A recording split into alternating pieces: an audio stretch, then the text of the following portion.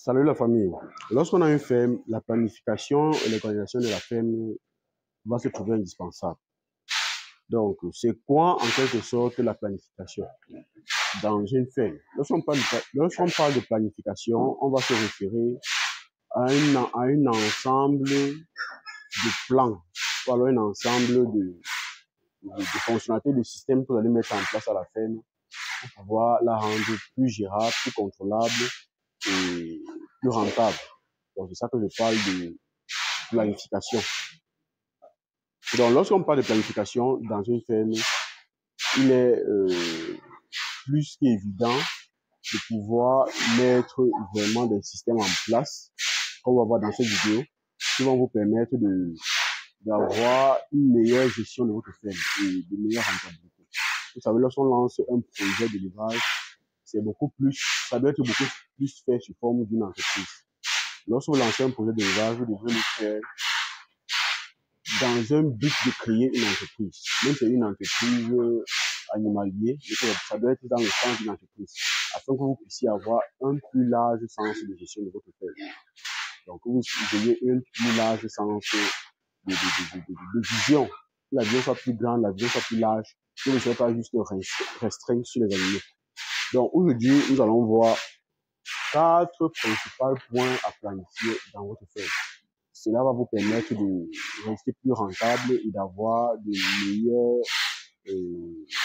meilleure compréhension, une meilleure rentabilité et de meilleures performances dans votre ferme.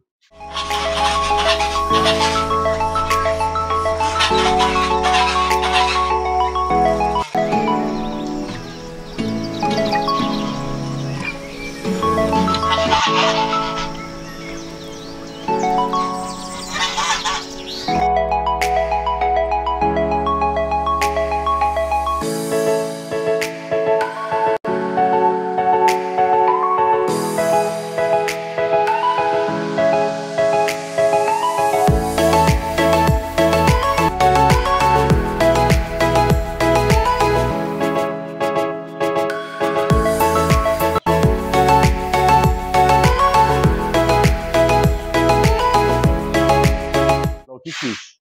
Moi, c'est Simon Lescovis, jeune entrepreneur agro-pastoral, éleveur de porc et de volailles locales. Je suis chez nous partager des astuces comme celle-ci pour vous permettre de vous améliorer et améliorer la rentabilité de votre activité. Dans le but de pouvoir vous transmettre notre expertise, notre expérience, nous faisons des vidéos régulièrement pour vous permettre de comprendre les enjeux, de comprendre le potentiel de l'élevage et de pouvoir aussi vous lancer et de pouvoir mieux gagner dans cette activité. Donc, si ces différentes thématiques-là vous intéressent, déjà, abonnez-vous et likez la vidéo. Et dites-nous en fin de vidéo ce que vous pensez de cette vidéo. Dites-nous dans les commentaires comment vous, de votre côté, vous faites des planifications. Ça peut tous nous aider dans la communauté. Donc, en premier lieu, je vais vous parler de la planification. C'est quoi la planification?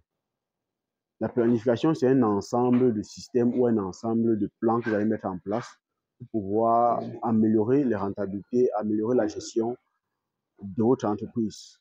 Donc, quand je dis gestion de votre entreprise, je parle de alimentation, prophylaxie. Bon, il faudrait mettre un système en place qui permet de faciliter, gérer, réaliser plus facilement les différents points qui sont indispensables dans votre ferme. Si vous avez mis des systèmes en place, ça pourra aussi vous permettre d'être plus regardant, d'avoir des informations plus précises et d'avoir une efficacité de ces plans-là, ou alors une efficacité de ces réalisations-là plus grande. Alors, de manière globale,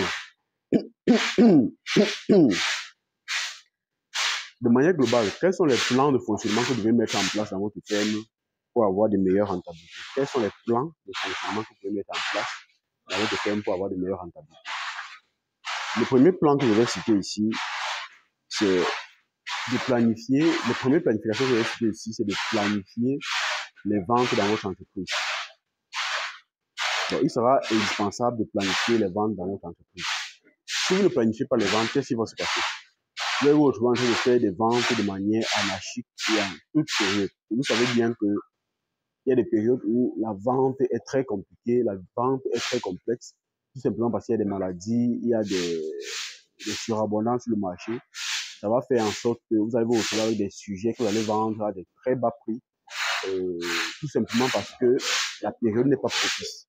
Donc, en faisant une planification de vente, vous allez tenir compte des périodes de crise, des périodes disons, des différentes périodes, que ce soit des périodes de crise, des périodes de manifestation, des périodes de demande abondante.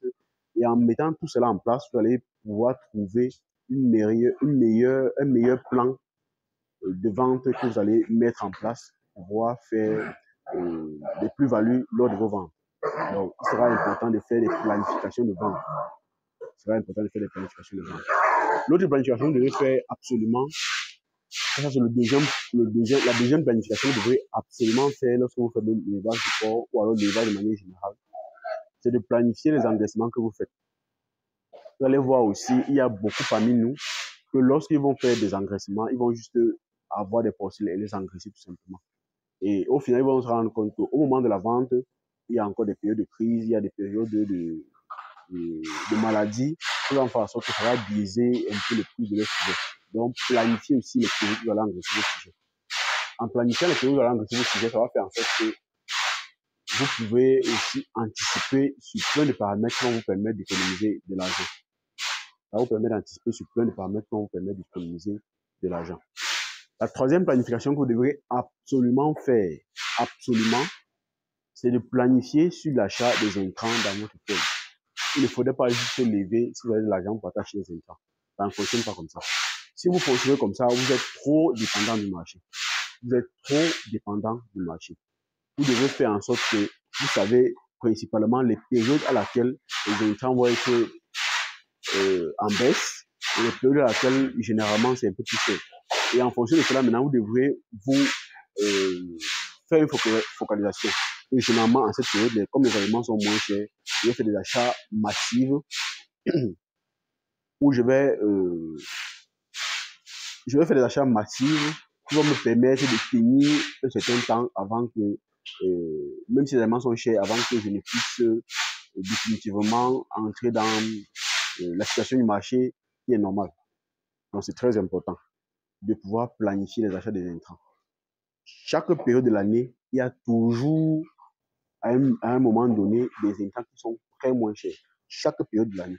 Donc, c'est à vous de pouvoir vous positionner, de comprendre quelles périodes sont, ou quelle période, quel ingrédient coûte moins cher, et de faire des achats dans cette période-là. Et ça aussi va vous permettre de pouvoir vraiment jouer sur la balance commerciale lorsque vous allez vendre vos sujets. Si vous voulez faire de l'élevage et que vous voulez fonctionner comme tout le monde, je vous assure, vous risquerez de ne pas avoir de bonnes rentabilités.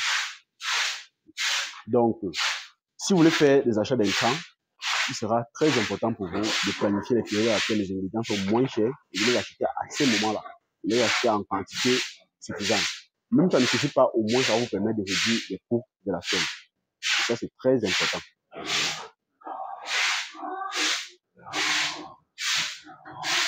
Comme quatrième point qu'on va citer dans cette vidéo, comme quatrième planification que vous devez absolument faire, c'est de planifier des systèmes de médicaments pour vos sujets.